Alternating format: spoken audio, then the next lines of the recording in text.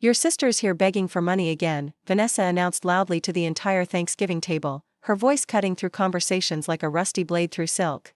I hadn't asked for anything. I simply reached for my wallet to show my niece photos of her new cousin, but the way everyone's head swiveled toward me suggested the damage was already done. The irony was so thick I could have carved it alongside the turkey. Every fork they lifted, every bite they took, every light that kept their dining room bright had been paid for by the beggar sitting at their table. Get a real job like your brother, she sneered, her acrylic nails tapping against her wine glass, the Waterford crystal I'd gifted them last Christmas. Stop mooching. I closed my wallet slowly, deliberately, feeling my phone vibrate in my pocket. Without looking, I knew it was Martin, my accountant, following up on our earlier conversation about my monthly expenses. The timing was so perfect it felt scripted. Vanessa, my brother Derek started, his voice carrying that familiar tone of weak protest that never quite landed. No, Derek. I'm tired of this. Every family gathering, she shows up here with her sob stories. Oh, my art doesn't sell. Oh, galleries don't understand my vision.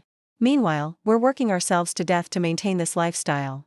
She gestured around their dining room like she was showcasing Versailles instead of a suburban McMansion in Plano, Texas.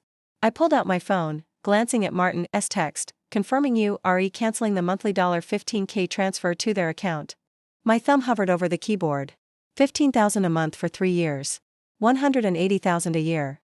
$500,000 total, all funneled through a trust our grandmother had supposedly left for Derek, a trust that had actually been empty when she died, leaving only her antique jewelry and a letter explaining why she disinherited him. Sophie makes art, my mother said quietly from the end of the table, her voice trembling. She knew. Of course she knew. Mothers always know. Finger paintings aren't art, Vanessa scoffed, refilling her glass with the Camus Cabernet I'd brought. My 5-year-old could do what she does. Your 5-year-old is remarkably talented then, I said calmly. One of my finger paintings just sold to the Museum of Modern Art for $2.3 million. The silence was deafening.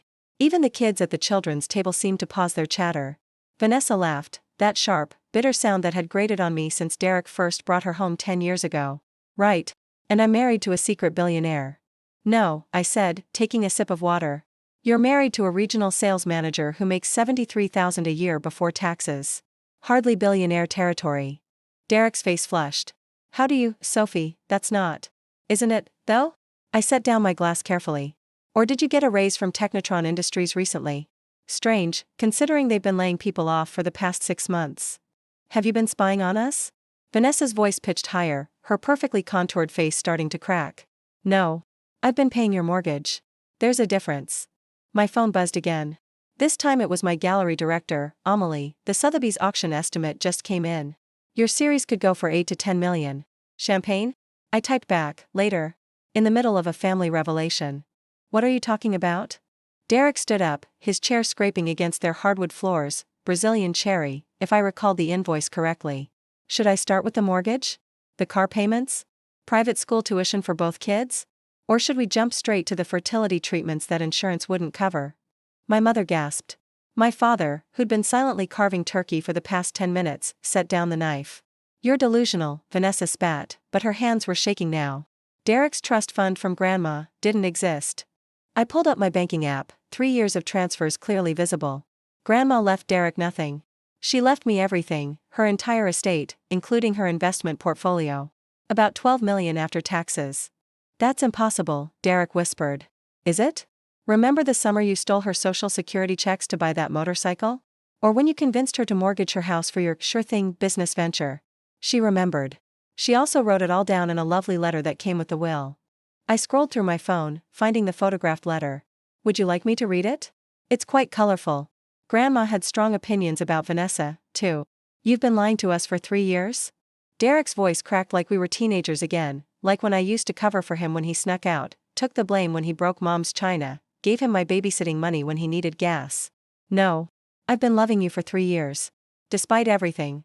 I looked at my niece and nephew, watching wide-eyed from the kids' table. I've been making sure Emma and Ethan had everything they needed. Dance lessons, soccer camp, that specialized tutor for Emma's dyslexia that you couldn't afford. How dare you, Vanessa started. How dare I what? Love my brother's children? Ensure they had opportunities? Pay for the roof over their heads? I laughed, but it came out sadder than I intended. Do you know what I told myself? They'll figure it out eventually. They'll be grateful. Maybe even love me back. We do love you, Derek said weakly. No. You love Grandma's trust fund. You love the mysterious monthly deposits. You love the safety net you thought you earned by being born with a Y chromosome. I stood up, suddenly exhausted. But you don't love me. If you did, your wife wouldn't feel comfortable calling me a beggar at your table. A table I paid for, by the way. Receipt dated June 15, 2021. Restoration hardware. $6,300. Stop it, Vanessa hissed. Stop listing prices like some kind of accountant? Benefactor? ATM? I offered. What would you prefer I call myself? My phone rang. Amelie again. This time I answered, putting her on speaker. Sophie, darling, I'm sorry to interrupt your holiday. But the buyer from Hong Kong wants to know if you accept 4 million for echoes of silence right now. Cash deal, no auction wait. Tell them 4.5 or they can wait for Sotheby's, I said, watching my family's faces transform like a time-lapse of erosion. Done. I'll send the contracts tonight. Oh, and the Guggenheim called about the retrospective. They're offering the entire third floor for next spring. We'll discuss it Monday. Happy Thanksgiving, Amelie. Happy Thanksgiving, darling. Try not to murder your family. I hung up. The silence stretched like taffy. Derek couldn't finish. Successful? Rich? The artist you all mocked for 15 years? I gathered my things. Yes. All of the above. And tired. So very tired of pretending to be less than I am to make you comfortable. Why? It was my mother who asked, tears streaming down her face. Why did you hide this? Because the last time I had any success, that small gallery show in college, Derek accused me of thinking I was better than everyone. Vanessa made snide comments about arty types for months. Dad asked if I was still playing with paint at Christmas. I looked at each of them. I learned to hide. To help quietly. To love from a distance.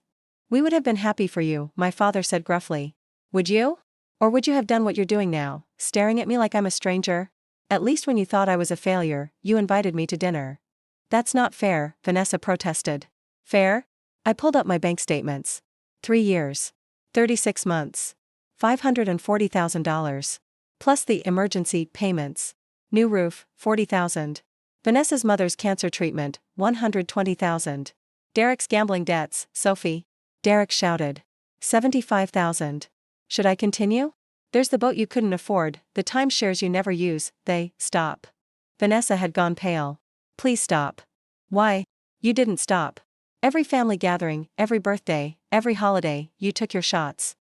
Sophie the dreamer. Sophie the failure. Sophie the mooch. All while cashing checks I wrote. Emma, my 12-year-old niece, left the kids' table and walked over to me.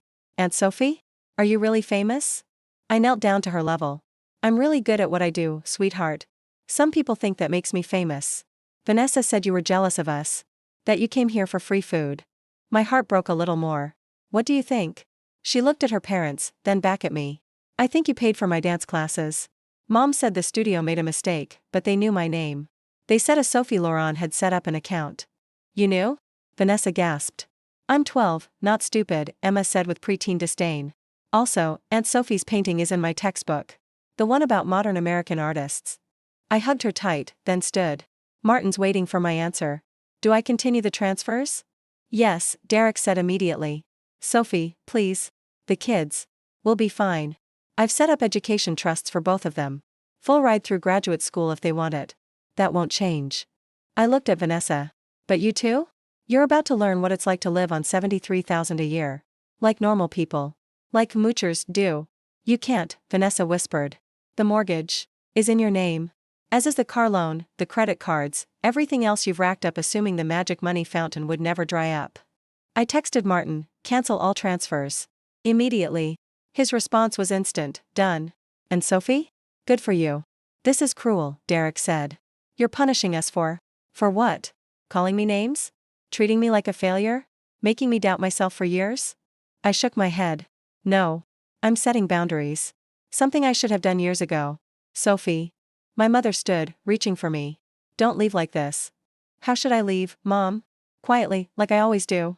Apologizing for existing? Promising to try harder? I kissed her cheek. I love you. But I'm done shrinking myself to fit in this family. What about Christmas? Dad asked. I'll be in Paris. The Musée d'Orsay is doing an exhibition. I headed for the door, then paused. Oh, Vanessa? You might want to call your mortgage company Monday. The automatic payment won't process.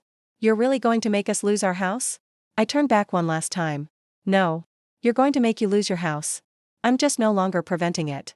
Sophie. Derek called after me. What about the kids? The kids have trust funds. College, graduate school, a down payment on their first homes. All protected, all managed by Martin, not you. I looked him in the eye. I may be done enabling you, but I'll never stop loving them. Outside, the Texas evening was crisp and clear. My Tesla, the one Vanessa always sneered at as trying too hard, waited in the driveway.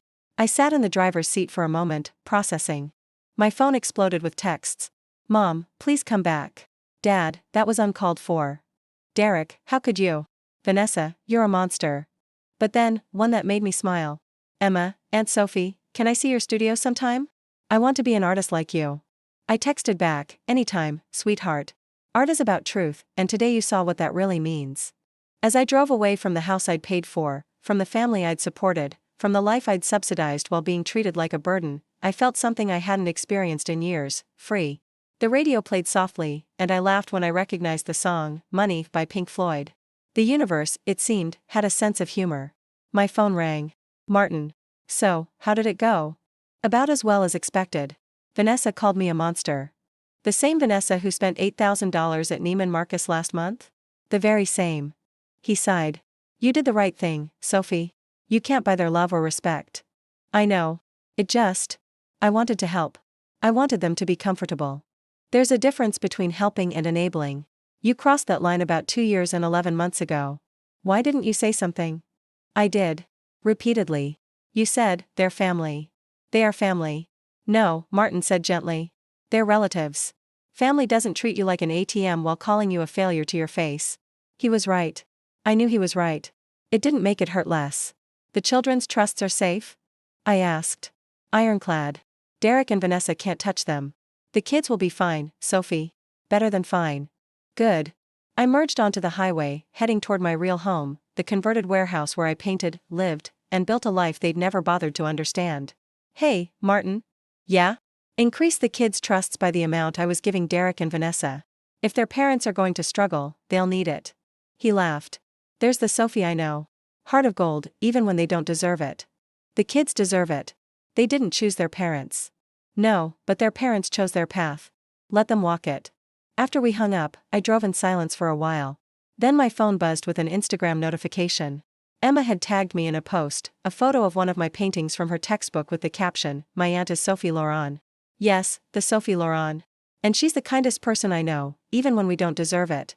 Hashtag proud niece, hashtag art is life, hashtag truth hurts. The comments were already flooding in from her friends. OMG, your aunt is famous. Can she teach us? Why is your mom crying in the background?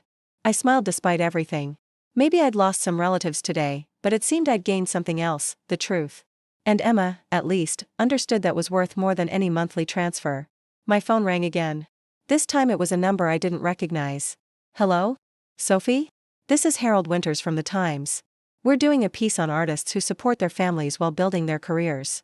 Someone sent us a rather interesting recording from a Thanksgiving dinner. Would you like to comment? I thought about it for a moment. The old Sophie would have demurred, would have protected them even now. But the old Sophie had died somewhere between the appetizers and Vanessa's sneering dismissal. You know what, Harold? I would love to comment. How about we discuss it over coffee Monday?